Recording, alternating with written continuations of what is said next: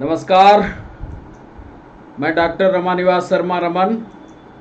Science और technology का यह कॉम्पिटिटिव सेशन यूट्यूब चैनल पर लेकर के बच्चों आपके सामने। और आज बारी है कोशिका के बाहर या कोशिका के अंदर के भागों को सुरक्षित करने वाली संरचना की, जिसके बारे में आज हम डीप डिस्कशन करने जा रहे हैं। यानी कोशिका भित्ति की या कोशिका झिल्ली की। दो शब्द, सेल वॉल और सेल मेम्ब्रेन। इन दोनों में क्या बेसिक डिफरेंस है, आज ये भी बताएंगे। आज ये कोशिका पर हमारी दूसरी क्लास होगी आपके लिए। और आपको बताते चलें कि चैनल को सब्सक्राइब करना और चैनल को लाइक करना ना भूलिए। बेहतरीन से बेहतरीन जानकारी कॉम्पिटिटिव एग्जाम के लिए वो सवाल सब कुछ लाएंगे। इसके पहले कल के सेशन में हमने इंट्रोडक्टरी आइडिया अबाउट सेल दिया था, कोशिका की का एक परिचय दिया था आपको। और आपने देखा कि कोशिका के परिचय में कॉम्पिटिटिव एग्जाम में कौन कौन से सवाल अंदर अंदर घुस करके वो पूछे, उन सवालों का डिस्कशन भी कल हमने आपके साथ किया है। और आज बारी है कोशिका भित्ति की या कोशिका झिल्ली की, जिसके अंदर कोशिका के सारी चीजें सुरक्षित होती हैं। एक आवरण की बात करेंगे और इसी तरह से कोशिका के सारे अंगों को क्रम से आगे के वीडियो में हम आपको बताते चलेंगे। तो आज का जो हमारा सेशन है ये यूट्यूब चैनल पर, वह है MCQ and deep discussion on cell wall and cell membrane. दोनों का डिस्कशन कर देंगे। सेल वॉल क्या है, सेल मेम्ब्रेन क्या है, किसमें सेल वॉल है, किसमें सेल मेम्ब्रेन है।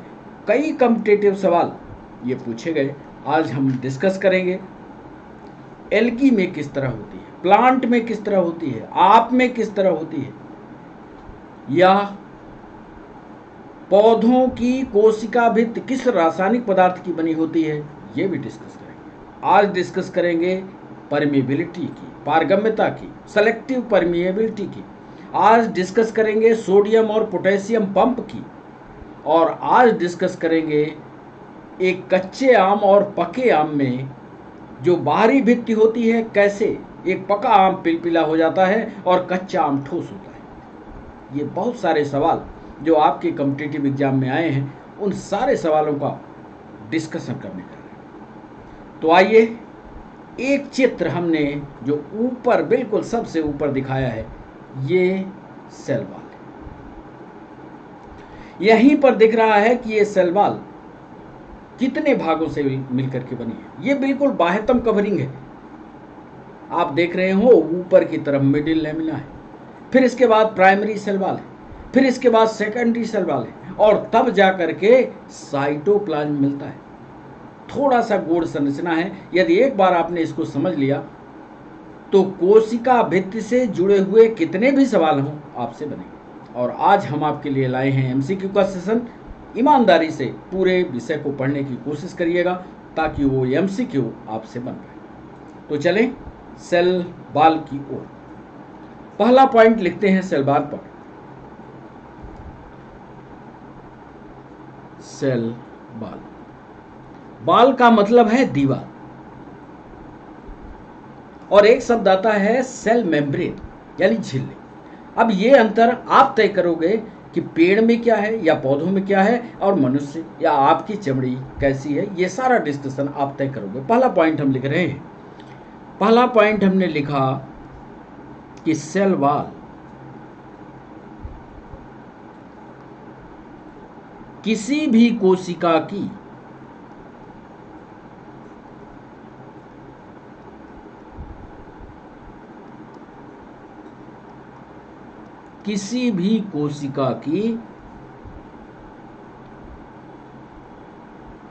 बाह्यतम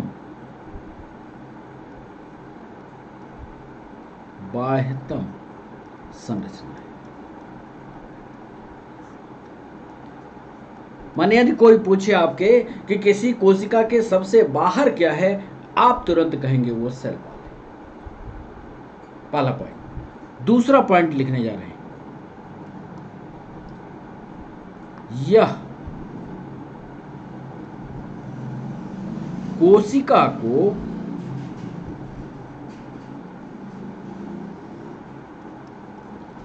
एक निश्चित आकार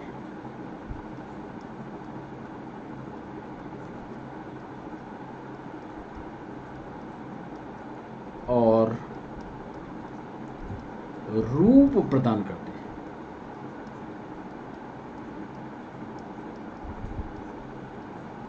यदि सेल वॉल है तो सेल वॉल ही उसको संरचना देगी, उसको शेप देगी, उसको स्ट्रक्चर देगी। तीसरा महत्वपूर्ण काम है, काम क्या है इसका?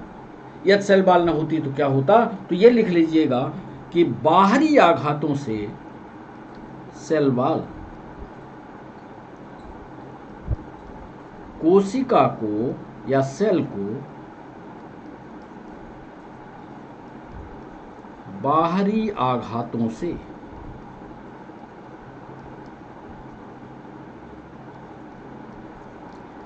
सुरक्षित करती है।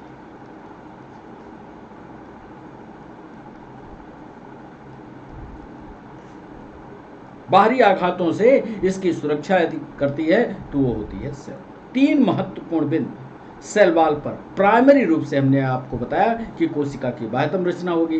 किसी भी कोशिका को निश्चित आकार देना हो, निश्चित रूप देना हो तो सेल वॉल देगी, और सेल वॉल कोशिका को बाहरी आघातों से सुरक्षित करती है। चौथा महत्वपूर्ण पॉइंट लिखने जा रहे हैं, प्रत्येक सेल वॉल, ये अभी हमारा डिस्कशन जो है सेल वॉल पर हो रहा है, प्रत्येक सेल वॉल 3 भित्तियों से, 3 दीवालों से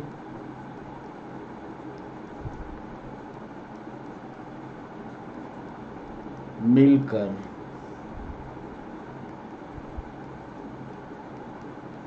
बनी होती है। 3 दीवालें हैं और ये 3 दीवालें क्रम से स्थित होती हैं। एक बाहर होता है, एक बीच में होता है और एक अंदर होता है। लिख लें, पहली दीवार का नाम होता है, बच्चों याद रखिएगा, मिडिल लैमिला। हिंदी में भी लिख लीजिए, मिडिल लैमिला, पहली दीवार। अब ये नहीं बता रहे हैं कि ये बाह्यतम है कि बीच वाली है कि किनारे वाली है, और अक्सर ये कॉम्पिटिटिव एग्जाम में पूछा जाता है और आप लिख देते हो बीच वाली है। क्यों? क्योंकि इसमें लिखा हुआ है मिडिल लैम। कैसे बीच में है, क्यों नाम इसका मिडिल रखा गया, ये आगे हम चित्र के द्वारा आपको समझा देंगे। दूसरा पॉइंट, बिल्कुल गहन अध्ययन करने की कोशिश करिए आज सेल वॉल पर, मिडिल लैमिना। दूसरा, प्राइमरी सेल वॉल यानी प्राथमिक कोशिका भित्ति, और तीसरी का नाम होता है सेकेंडरी सेल वॉल। तो पहले पन्ने में हमने आपके साथ डिस्कस कर दिया कि किसी भी कोशिका की बाह्यतम संरचना सेल वॉल कहलाएगी। यह कोशिका को एक निश्चित आकार और रूप प्रदान करेगी। सेल वॉल की कोशिका को बाहरी आघातों से सुरक्षित करती है, और प्रत्येक सेल वॉल 3 दीवालों से मिलकर के बनती है। एक को कहते हैं मिडिल लैमिला, दूसरे को कहते हैं प्राइमरी सेल वॉल, तीसरे को कहते हैं सेकेंडरी सेल वॉल। अब डिस्कस करते हैं 5वें पॉइंट पर, मिडिल लैमिला की। हम लिखने जा रहे हैं कि मिडिल लैमिला किसी भी कोशिका की बाह्यतम दीवार होती है। आप भी सोचिएगा इसको, मिडिल लैमिला किसी भी सेल की बाह्यतम दीवार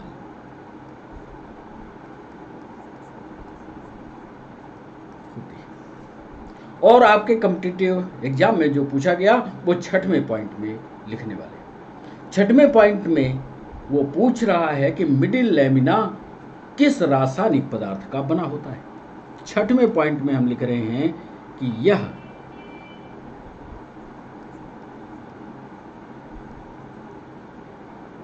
lamella calcium pectate, calcium pectate या कभी कभी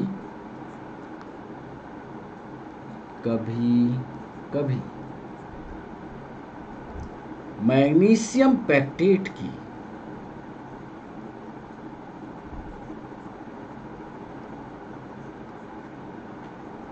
बनी होती है। ध्यान से दोनों, ये कैल्शियम पेक्टेट की और कभी कभी मैग्नीशियम पेक्टेट की बनी होती है। और ये भी लाइन इसी में लिख लीजिए कि यह गोंद का कार्य करती है। गोंद माने चिपकाने वाला, गोंद का भी कार्य।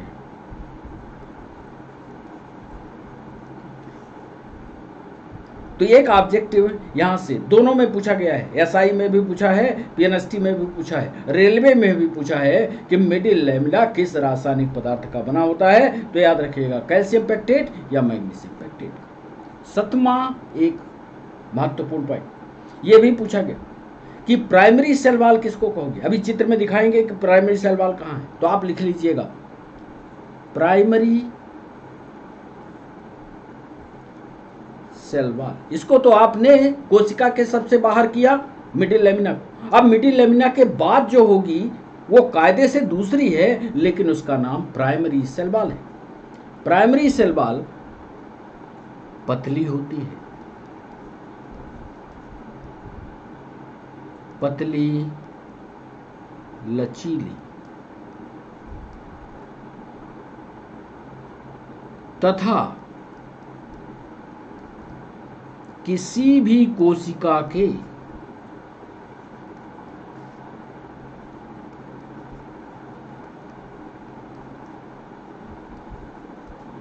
वृद्धि के समय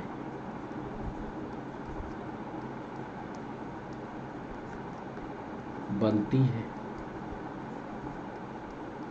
कायदे से ये सेकेंडरी पार्ट में आएगा, दूसरी दीवार है। पहली वाली तो मिडिल लेमिना हो गई, दूसरी ये जो दीवार होती है प्राइमरी सेल वॉल कहलाती है। ये पतली होती है, लचीली होती है, और जब कोशिका बड़ी होती है या कोशिका वृद्धि करती है या कोशिका का विभाजन होता है तब प्राइमरी सेल वॉल का निर्माण होता है। दोनों पॉइंट याद रहने चाहिए आपको, इस पर बहुत सारे ऑब्जेक्टिव बनेंगे।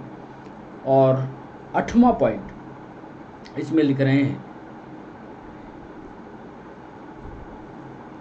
कुछ कोशिकाओं में, याद कर लीजिए, कुछ सेल्स में सेकेंडरी सेल वॉल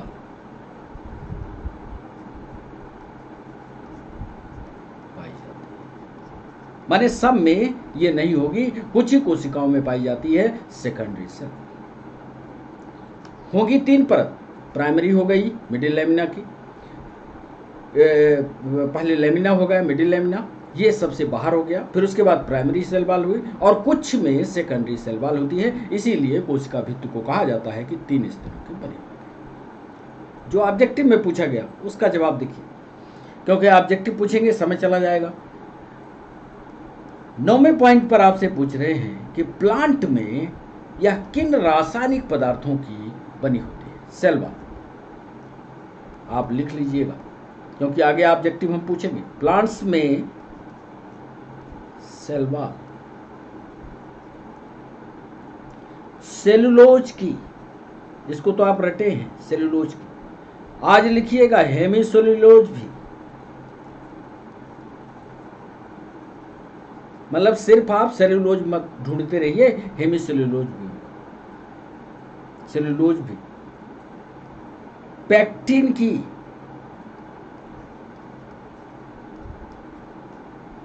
तथा प्रोटीन की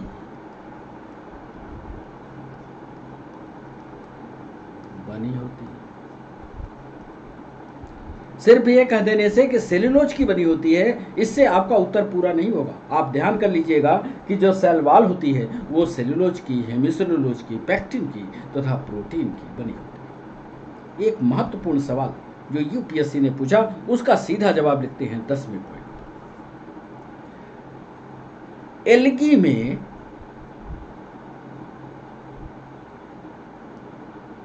जो सेल वॉल होती है वो किसकी बनी होती है, ये सवाल पूछा गया। ऑप्शन जो दिए गए वो टिपिकल थे, आप उत्तर लिखे देते हैं, उत्तर आप याद कर लीजिएगा, समझ लीजिएगा, तो आपके लिए महत्वपूर्ण रहेगा। एल्गी ये भी फोटोसिंथेसिस करते हैं, प्रकाश संश्लेषण करते हैं, तो स्वाभाविक है कि ये एल्गी की सेल वॉल यानी प्लांट में आएंगे। तो एल्गी की सेल वॉल सेलुलोज की, ग्लैक्टोज की,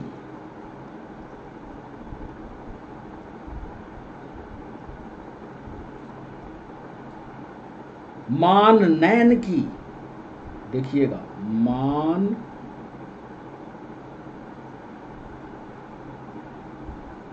की, और कभी कभी और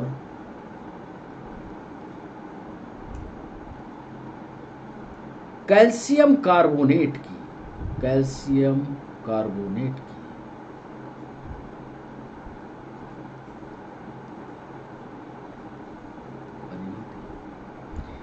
देखिए ये विस्तार से जानकारी सिर्फ इसलिए आपको दे रहे हैं कि कॉम्पिटिटिव एग्जाम वाला वो सरल सवाल नहीं पूछता जो आप जानते हैं, वो थोड़ा गहराई में उतरता है और उन्हीं सवालों को पूछता है जो आप नहीं जानते। और ज़्यादातर बच्चे ये नहीं जानते कि मिडिल लेमिना क्या है, प्राइमरी और सेकेंडरी सेल वॉल क्या है, प्लांट में सेल वॉल किसकी बनी होती है, क्योंकि एक चीज़ वो रट के चलते हैं कि साफ सेल्यूलोज की बनी। मान लो सेल्यूलोज के लिख दिया और हमने ऑप्शन में सेल्यूलोज दिया ही नहीं, पैक्टिन दे दिया, तो फिर आप उत्तर नहीं कर पाओगे। तो इस पन्ने में हमने आपको समझाया कि मिडिल लेमिला किसी भी सेल की बाह्यतम दीवार होती है।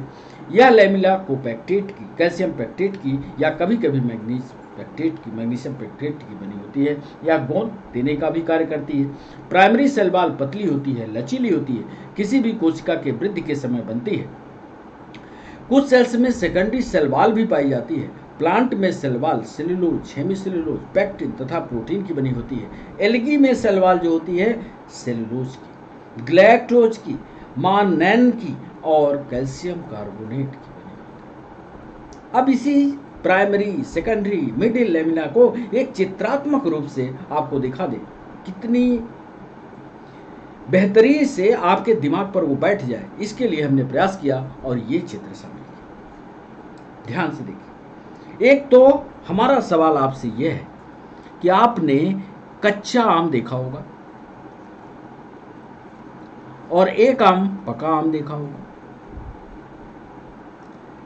कच्चे आम पर जब आप हाथ लगाते हो तो टाइट दिखता है, पके आम पर पिलपिलापन क्यों आता है?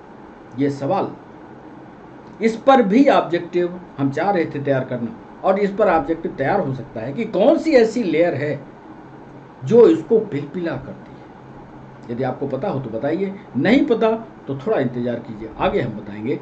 तो कच्चा आम कैसे ठोस दिखेगा और पका आम कैसे पिलपिला दिखेगा, इसका भी उत्तर आज ही यहीं दे देंगे। एक कोशिका लीजिए, हमने लिया ये कोशिका, ठीक से देखिए, इसमें कई कोशिकाएं हैं, मल्टी सेलुलर एनिमल है। तो कई कोशिकाओं में दो कोशिकाओं के बीच, ध्यान से देखिए, दो कोशिकाओं के बीच, या आप ये कह लीजिए कि कोशिका, इस कोशिका के बाह्यतम कवर, सबसे बाहर क्या होगा? तो आपका उत्तर होगा सबसे बाहर साहब मिडिल लेमिना होगा। फिर उसके अंदर की दीवार का क्या होगा? फिर उसके अंदर की दीवार साहब सेकेंडरी वॉल होगी। मतलब जो आप सफेद वाला हिस्सा देख रहे हो किसी भी कोशिका के बाहर, तो वो क्या हुआ? Middle lamina. फिर उसके अंदर सेकेंडरी वॉल देख रहे हो। अब ये सेकेंडरी वॉल, ये वाला जो हिस्सा हुआ ये प्राइमरी हुआ, ये मिडिल लेमिना हुआ। अब मिडिल लेमिना के बाद ये जो दीवार आप देख रहे हो व्हाइट कलर की, ये प्राइमरी कहलाती है, और प्राइमरी के अंदर जो ग्रीन वाला हिस्सा देख रहे हो ये सेकेंडरी कहलाते हैं। कुल मिलाकर के इसको ऐसे समझना, एक दीवार ये, फिर इसके बाद बीच की दीवार प्राइमरी, और फिर अंदर वाली दीवार सेकेंडरी। ऐसे क्रम से याद रखो तो चित्र ज़्यादा स्पष्ट समझ में आएगा। सबसे बाहर वाली ये मिडिल लेमिना, मतलब एक कोशिका दो कोशिका के बीच में, मतलब मान लो इसका नाम एक कोशिका हो, इसका नाम दो कोशिका हो, तो ये दोनों कोशिकाएं किस कोशिका भित्ति से आपस में जुड़ी होंगी, तो आपका उत्तर होगा मिडिल लेमिना, क्योंकि इनके कनेक्शन में तो मिडिल लेमिना ही आएगा। फिर इसके बाद ये वाली प्राइमरी और ये वाली सेकेंडरी चित्र में दिख रहा है, ध्यान से देखोगे तो प्राइमरी भी दिख रही है, सेकेंडरी भी दिख रही है। अब क्या होता है साहब, हमने आपसे अब ये तो याद हो गया आपको कि सेल के बाहर मिडिल लेमिना है, फिर प्राइमरी है, फिर सेकेंडरी। अब एक सवाल हमने पूछा कि आम जो होता कच्चा वो ठोस क्यों है और पका आम पिलपिला क्यों हो जाता है। होता यह है कि कच्चे आम में जो मिडिल लेमिना वाला हिस्सा होता है, अब मिडिल लेमिना कहाँ है, दो कोशिकाओं के बीच में, तो मिडिल लेमिना वाला हिस्सा कच्चे आम वाले पोर्शन में ठोस होता है। और जैसे ही थोड़ा वक्त गुजर जाता है, समय गुजर जाता है, तो ये मिडिल लेमिना इसी वाली खाली स्थान में जो इंटरसेलुलर स्पेस है यहीं पर घुल जाता है, और घुलने के कारण ये कोशिका आराम से हम दबा सकते हैं, क्योंकि ये खाली स्थान हो गया, मिडिल लेमिना घुल गया, रस में घुल गया, रस बन गया। ये जो जूस आप पीते हो वो मिडिल लेमिना वाला हिस्सा है, जब रस में घुल गया तो हम दबाते हैं तो आम पिलपिला दिखता है। यदि आपसे कोई पूछता है कि आम पिलपिला क्यों दिखा, तो आप उसको बताना कि मिडिल लेमिना जो है उसके रस में घुल गया, और मिडिल लेमिना जैसे रस में घुल जाता है तो आम पिलपिला दिखाई देता है। तो ये आउटर माने दो कोशिकाओं के बीच जो लेयर बनती है वो मिडिल लेमिना है। मिडिल लेमिना पिघल गया तो आप कोशिका को दबा लो, कोशिका को दबाओगे तो पिलपिली आपको दिखाई देगी। फिर इसके बाद प्राइमरी सेल वॉल देखो, ये व्हाइट वाली जो प्राइमरी सेल वॉल और ये ग्रीन वाली सेकेंडरी सेल। फिर से ध्यान से देख लेना, ये वाला हिस्सा जो काला वाला दिख रहा है ना, ये होगा मिडिल लेमिना। फिर ये सफेद वाला जो हिस्सा है इसका नाम रख देना प्राइमरी सेल वॉल। फिर जो ग्रीन वाला हिस्सा दिख रहा है इसका नाम रख देना सेकेंडरी सेल वॉल। ठीक, ये समझ में आ गया। ये डिस्कशन था यहां से लेकर के यहां तक सेल वॉल के बारे में।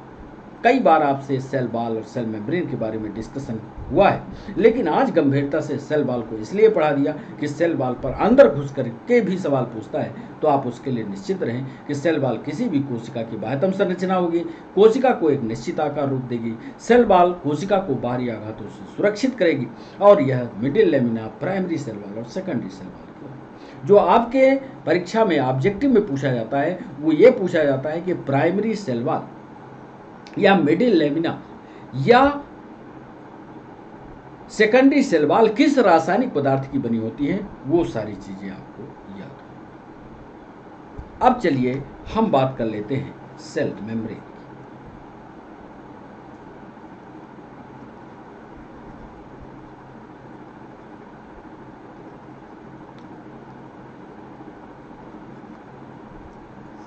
या इसको हिंदी में कहोगे तो बोलते हैं कोशिका झिल्ली। अब कोशिका झिल्ली का पहला पॉइंट, प्रत्येक कोशिका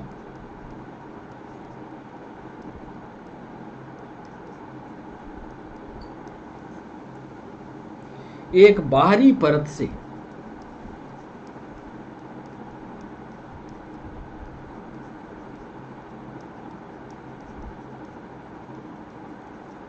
घिरी होती है, जो उसे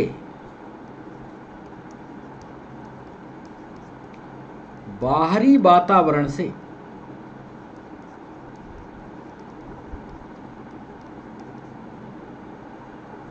अलग करती है।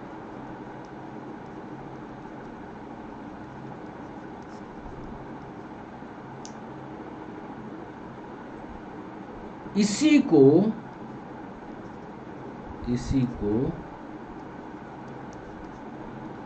प्लाज्मा मेम्ब्रेन भी कहते हैं।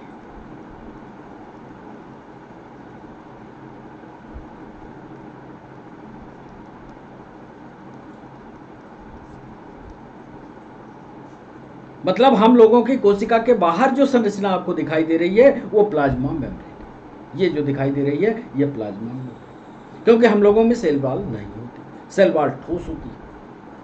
जो बाहर की संरचना के प्लांट के बाहर की कोशिका भित्ति की संरचना देखोगे दीवार जैसी दिखती है। तो प्रत्येक कोशिका एक बाहरी परत से गिरती है। अब प्रत्येक कोशिका में आप प्लाज्मा मेम्ब्रेन के बाद आप पहुंचोगे तो सीधे साइटोप्लाज्म में पहुंचोगे। तो प्रत्येक कोशिका एक बाहरी परत से घिरी होती है, उसे बाहरी वातावरण से अलग करती है, इसे को प्लाज्मा मेम्ब्रेन भी कहते हैं। पहला पॉइंट बताया। दूसरे पॉइंट को लिखिए, यह लचीली होती है। दिख ही रहा है, यह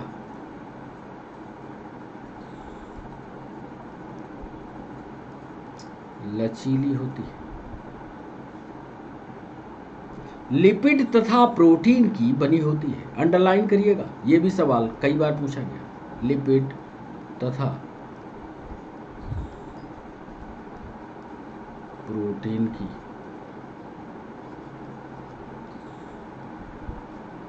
बनी होती है। संरचनात्मक रूप से यह है ऑब्जेक्टिव। संरचनात्मक यानी स्ट्रक्चरली, संरचनात्मक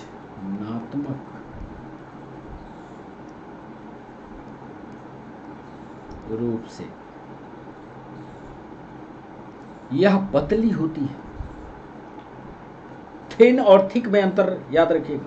संरचनात्मक स्ट्रक्चरली दिस लेयर इज और this membrane is thin not thick, रूप से यह पतली होती है।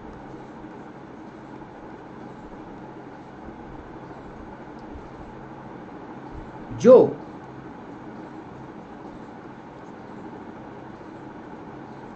स्वभावतः अर्धपारगम्य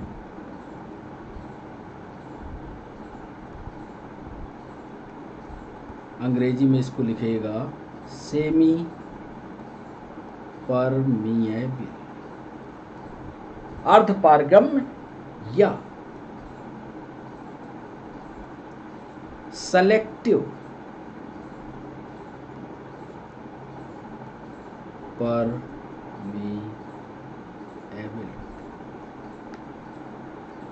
इसको हिंदी में कहते हैं चयनात्मक।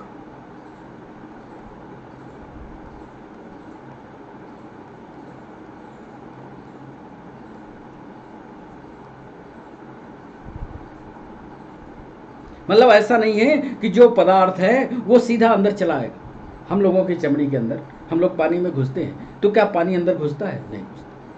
क्यों? कि वो जरूरत देखती है, सेलेक्ट करती है क्या हमें पानी की जरूरत है। यदि वो सेलेक्ट करती है कि पानी की जरूरत है तभी पानी अंदर जाता है। तो हमारी जो सेल मेम्ब्रेन है वह पतली होगी, थिन होगी और स्वभावतः बाई नेचर ये सेमी परमिएबल होगी या इसी शब्द को सेलेक्टिव परमिएबल। ये हुआ तीसरा पॉइंट। चलिए चौथे पॉइंट पर आपको समझा दें।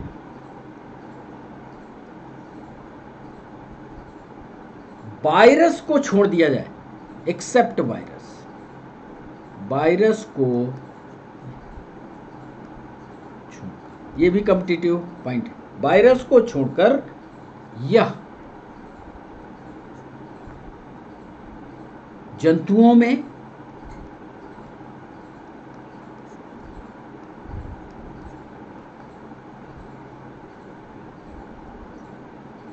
पौधों में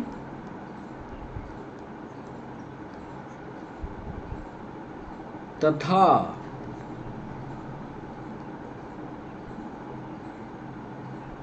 प्रोकैरियोटिक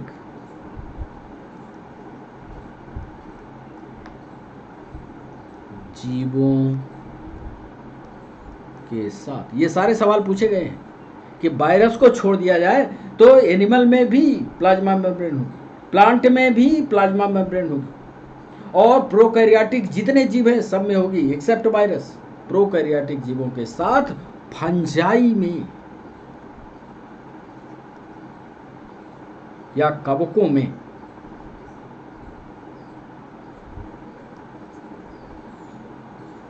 प्लाज्मा मेम्ब्रेन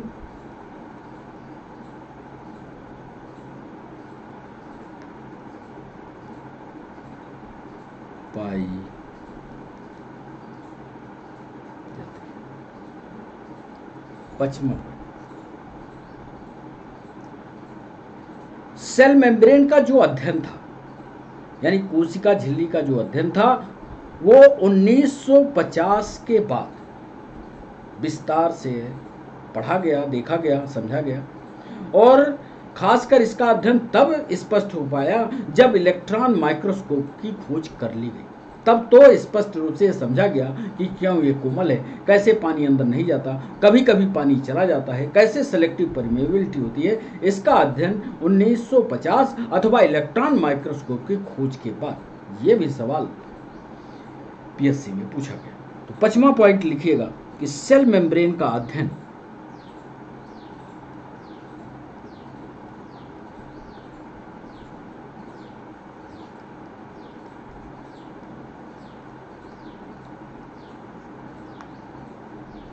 (1950) के बाद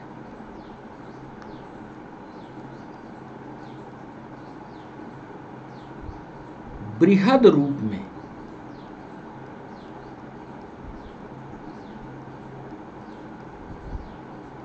किया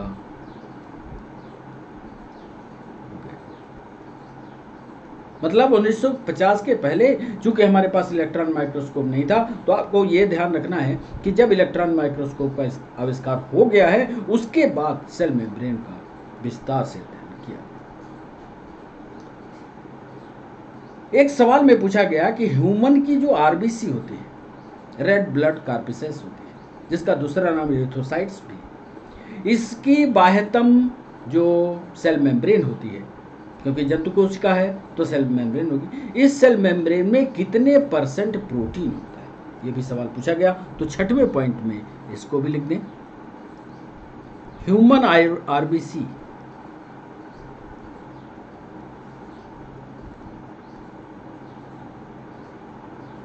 की प्लाज्मा मेम्ब्रेन में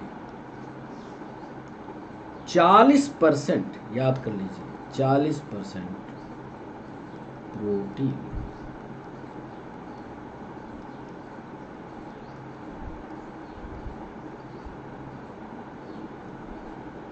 इसकी संरचना कैसी होती है,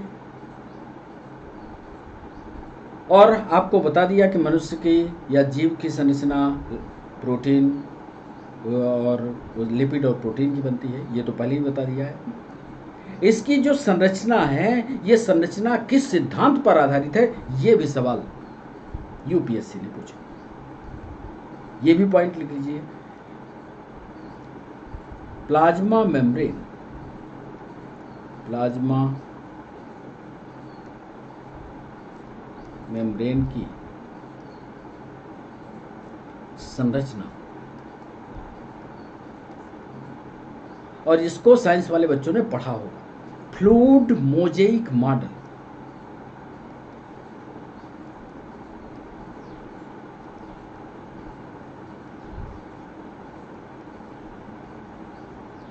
मॉडल के सिद्धांत पर समझाया गया। यह सिद्धांत दो वैज्ञानिक थे, सिंगर, दो वैज्ञानिक, यानी सिंह एक वैज्ञानिक है, सिंगर और निकोलसन। यह सिद्धांत सिंगर और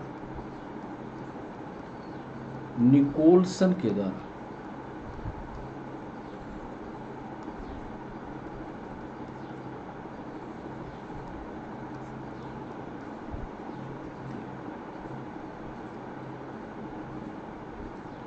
एक सवाल पूछा गया कि कोई भी चीज जब प्लाज्मा मेम्ब्रेन के अंदर आती है या प्लाज्मा मेम्ब्रेन से बाहर जाती है, तो एक होता है ट्रांसपोर्ट। ट्रांसपोर्ट का मतलब यही होता है कि कोई चीज जाए अथवा कोई चीज आए। उसने सवाल पूछा कि कोई चीज जाने में अथवा आने में हमारे बॉडी के अंदर कौन सा पंप काम करता है, उसके बारे में 8वां पॉइंट लिखना है। 8वां पॉइंट उसी के बारे में है कि sodium ion and potassium ion pump.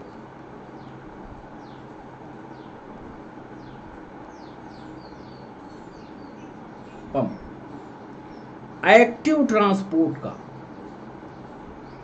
नाम सुना है ये कि नहीं? एक्टिव ट्रांसपोर्ट का सबसे अच्छा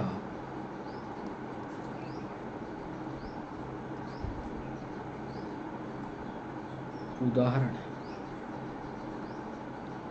अब दो प्रकार के ट्रांसपोर्ट होते हैं, एक को कहते हैं एक्टिव ट्रांसपोर्ट और एक को कहते हैं पैसिव। एक्टिव ट्रांसपोर्ट में हमें मेहनत करनी पड़ती है, हमें ऊर्जा देनी पड़ती है, और पैसिव ट्रांसपोर्ट में सारा काम अपने आप होगा। जैसे कोई तालाब बनाए, तालाब में पानी नीचे से ले जाना हो और तालाब भरना हो तो ये कहलाएगा एक्टिव ट्रांसपोर्ट, यानी हम ऊर्जा लगाएंगे तब तालाब भरेगा। पैसिव ट्रांसपोर्ट कब कहेंगे? तालाब से पानी को नहर में छोड़ देना तो पानी अपने आप बह जाए, ये कहलाता है पैसिव ट्रांसपोर्ट। एक्टिव ट्रांसपोर्ट जो हमारे शरीर में होता है, जिसके द्वारा हम बाहरी चीज़ों को अपने अंदर लेते हैं, प्लाज्मा मेम्ब्रेन के थ्रू प्रवेश करते हैं, उसको कहते हैं सोडियम एंड पोटेशियम।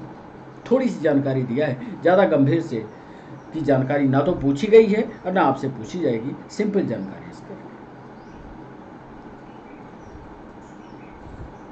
पैसिव के बारे में भी एक पॉइंट लिख लीजिए, 9वां पॉइंट डालिएगा और लिखिएगा, जब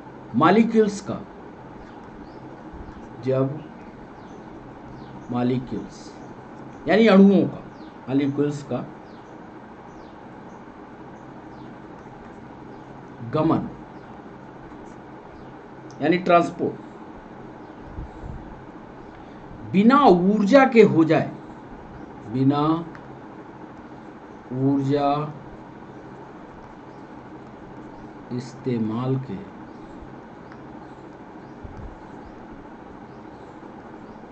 हो जाए,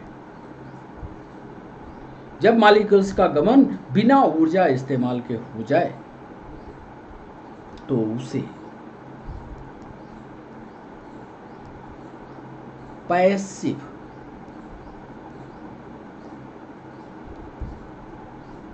ट्रांसपोर्ट,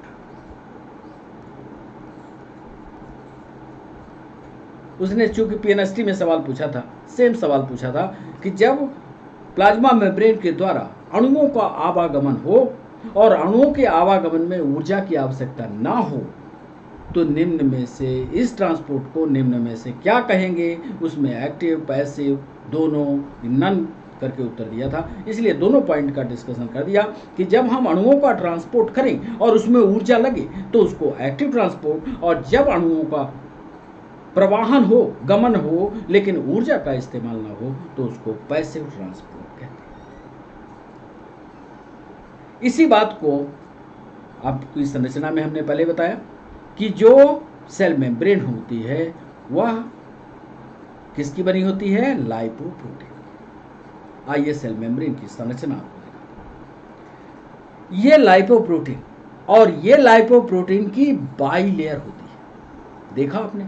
ये लिपिड, ये लिपिड देख लिया, और लिपिड के ऊपर देखिए ये लाल वाली, ये प्रोटीन है। तो लिपिड और प्रोटीन जब आपस में मिलते हैं तो लाइपोप्रोटीन बनते हैं। ध्यान रखिएगा, लिपिड की दो सतहें होती हैं, देखा?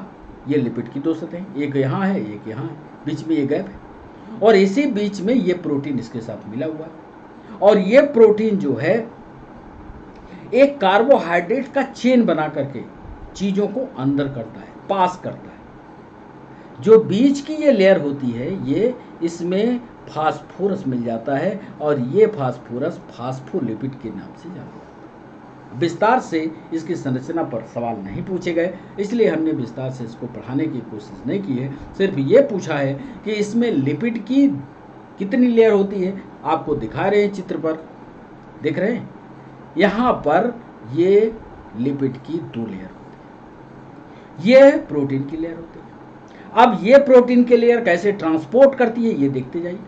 ये प्रोटीन बनेगी, यहाँ देखा बॉडी, यहाँ ये अब हिस्सा आ गया साइटोप्लाज्म, साइटोप्लाज्म में अंग हो जाएंगे और बनेगी कहाँ प्रोटीन, साइटोप्लाज्म के अंदर बनेगी। अब ये प्रोटीन कैसे, ये देखिए ट्रांसपोर्ट हो रही है, ये देखिए, और जा करके चमड़ी के ऊपर या कोशिका के बाहरी दीवार पर आए तो प्रोटीन का जंक्शन बन जाता है और ये प्रोटीन का जंक्शन शरीर के ऊपर।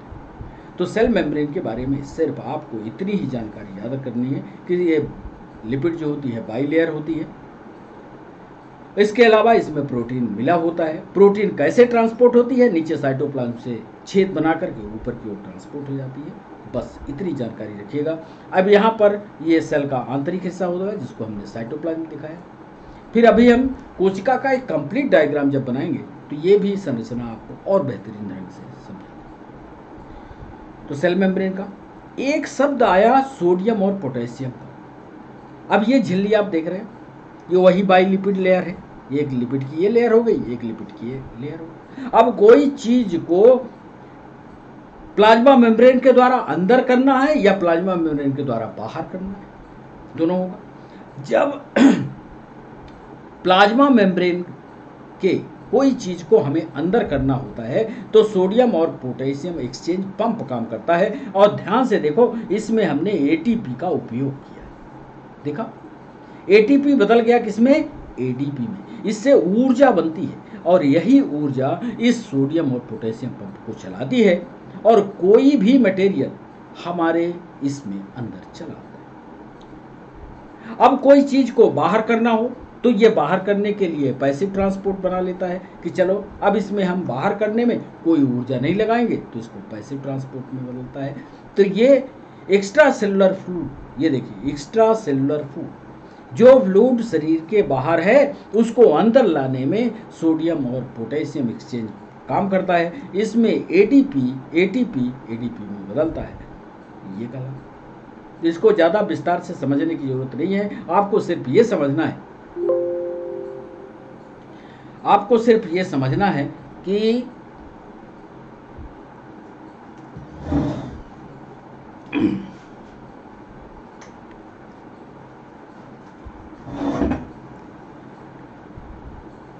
सोडियम और पोटेशियम एक्सचेंज पंप जो है एटीपी का उपयोग करके एडीपी पर कन्वर्ट हो जाएगा, जिससे एनर्जी का इस्तेमाल होगा। तो एक पॉइंट ये बन जाए। अब इसके बाद बच्चों आप सेशन शुरू करते हैं एमसीक्यू का। फटाफट आप सवालों की ओर चलें और पहला सवाल आपके स्क्रीन पर, क्वेश्चन नंबर 1।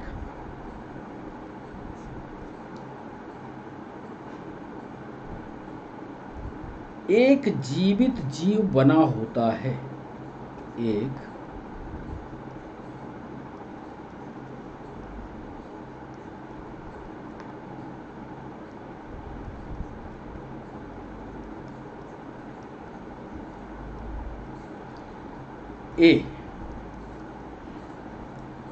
कोशिका तथा कोशिका उत्पादों से, कोशिका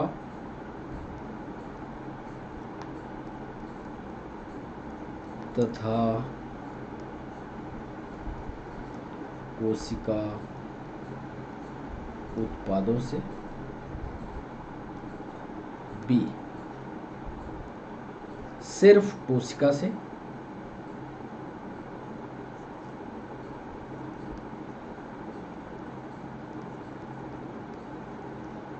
सी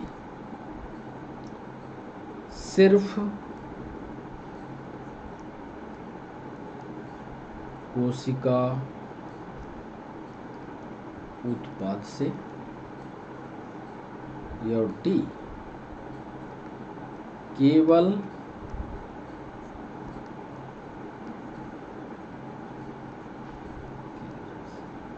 पहला सवाल थोड़ा गंभीर सवाल है। गंभीर सवाल का जवाब करने में सोचेगा कि एक जीवित जीव बना होता है कोशिका तथा कोशिका उत्पाद से, सिर्फ कोशिका से, सिर्फ कोशिका उत्पाद से, या सिर्फ केंद्रक से। Cell or cell product, only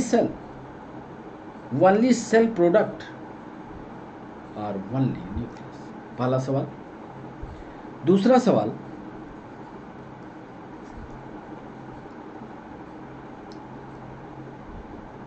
मनुष्य की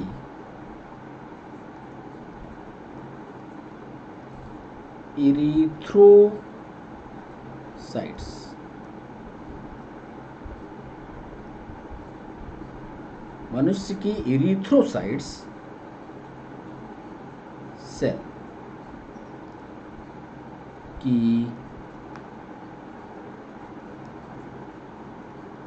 कोशिका झिल्ली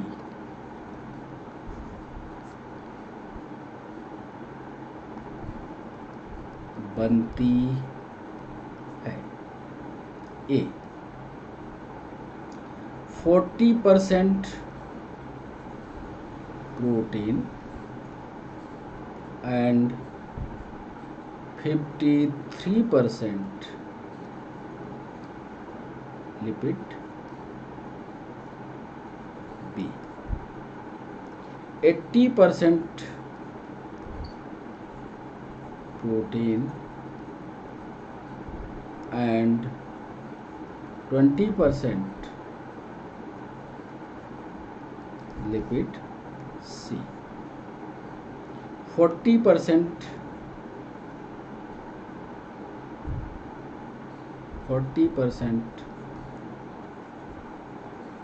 protein and 50%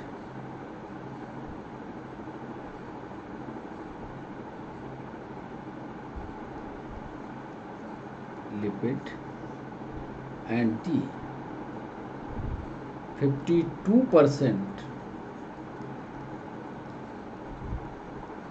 carbohydrate and 20%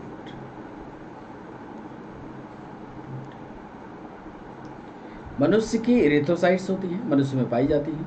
इनकी कोशिका की कोशिका झिल्ली में क्या अनुपात होता है प्रोटीन और लिपिड का, यह सवाल पूछा गया। 40% प्रोटीन है कि 53% लिपिड है, 80% प्रोटीन है, 20% लिपिड है, 40% प्रोटीन है, 50% लिपिड है, 52% कार्बोहाइड्रेट है, 20% प्रोटीन है।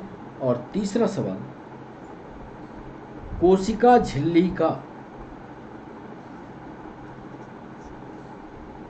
यानी सेल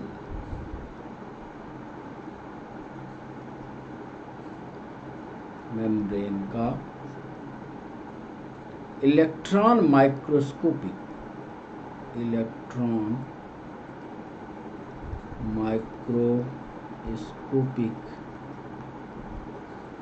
स्टडी किस सन के बाद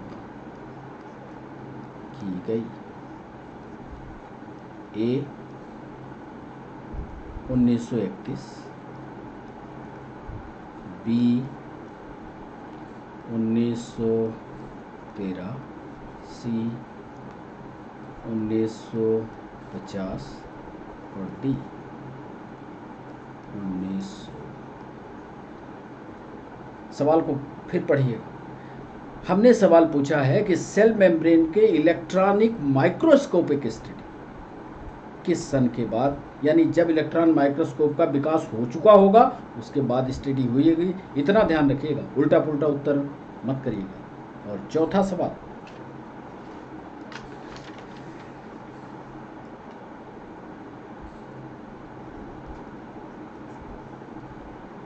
सोडियम एंड पोटेशियम पंप किसका उदाहरण है। ए ऑस्मोसिस का, बी पैसिव ट्रांसपोर्ट का, सी डिफ्यूजन का and D active transport. Sodium और पंप पोटेशियम पंप किसका उदाहरण है? चौथे सवाल में पूछा। ऑस्मोसिस का है, पैसिव ट्रांसपोर्ट का है, डिफ्यूजन का है या एक्टिव ट्रांसपोर्ट का है। चलिए 25वें सवाल की ओर चलें।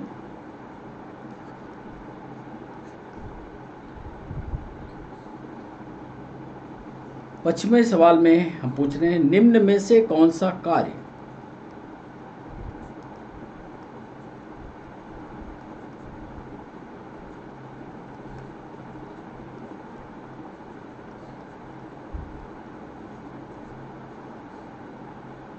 प्लाज्मा मेम्ब्रेन का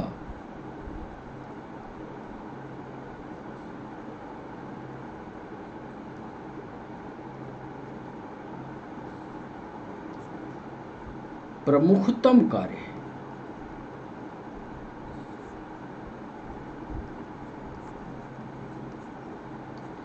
ए, नाभिकीय झिल्ली का निर्माण,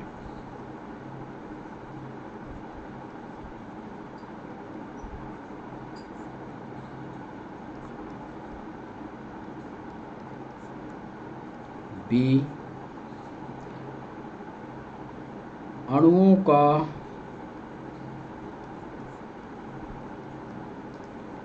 आवागमन, सी, एक्साइटोसिस एंड डी, डिटॉक्सिफिकेशन।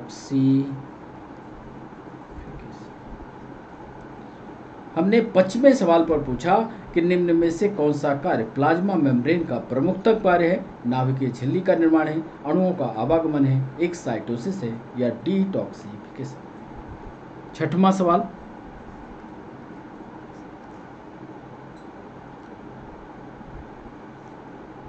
प्लांट्स की cell wall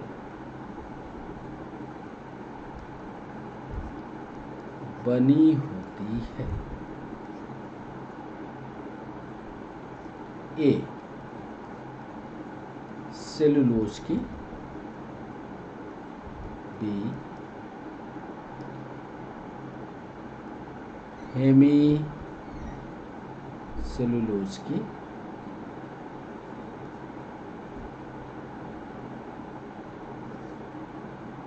C, A and B या डी। हमने पूछा कि प्लांट्स की जो सेल वॉल होती है वो किसकी बनी होती है? सेलुलोज की, हेमी सेलुलोज की, कि दोनों की या कि नन की। और आज के सेशन का अंतिम सवाल,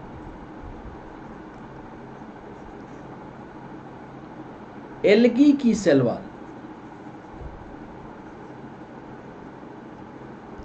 एल्गी की सेल वॉल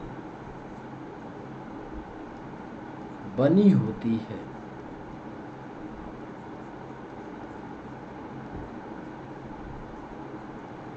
ए,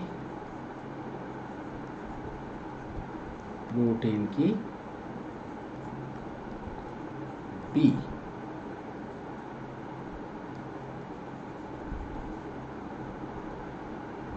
मैनन की, सी, बोथ या डी। एल्गी की सेल वॉल को हमने पूछा है कि प्रोटीन की बनी होती है, मैनन की बनी होती है, बोथ की बनी होती है, नन की बनी होती है। तो ये 7 सवाल थे।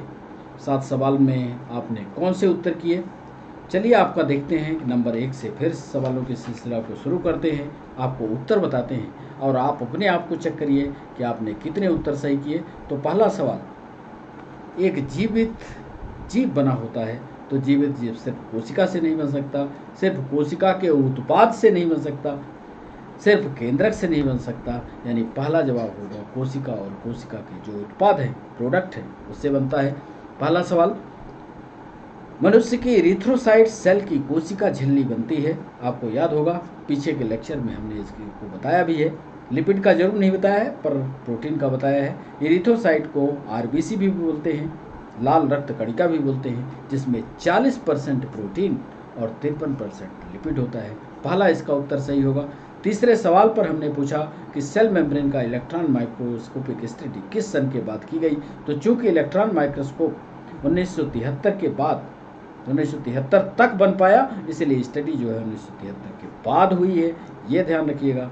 चौथा सवाल हमने पूछा सोडियम और पोटेशियम पंप किसका उदाहरण है। ये चित्र में भी हमने दिखाया है, पीछे बैक करके आप देखोगे तो सोडियम और पोटेशियम पंप का उदाहरण जो है वो एक्टिव ट्रांसपोर्ट है।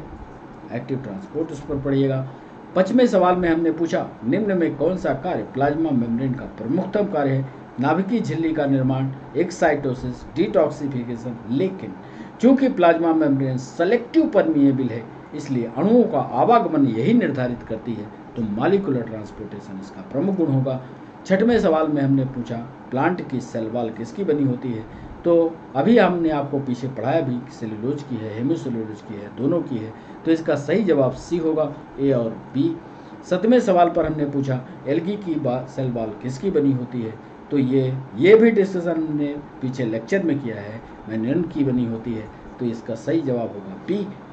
तो बच्चों ये सेशन सेल वॉल और सेल मेम्ब्रेन का यहीं पर होता है समाप्त। कैसा लगा सेशन, ये ज़रूर आप अपने कमेंट बॉक्स में लिखा करिए। कुछ आपको नई चीज़ जाननी है तो वो आप हमें बताया करिए। आप हमारे साथ पूरे सेशन में जुड़े, इसके लिए सभी बच्चों का बहुत बहुत शुक्रिया। बात करिए, कमेंट जरूर करिए। तो आज के लिए बच्चों बस इतना ही। फिर नए सेशन में आपसे मुलाकात होती है कोशिका के एक एक अंगों के बारे में डिस्कशन करने की। तब तक के लिए बाय बाय, नमस्कार।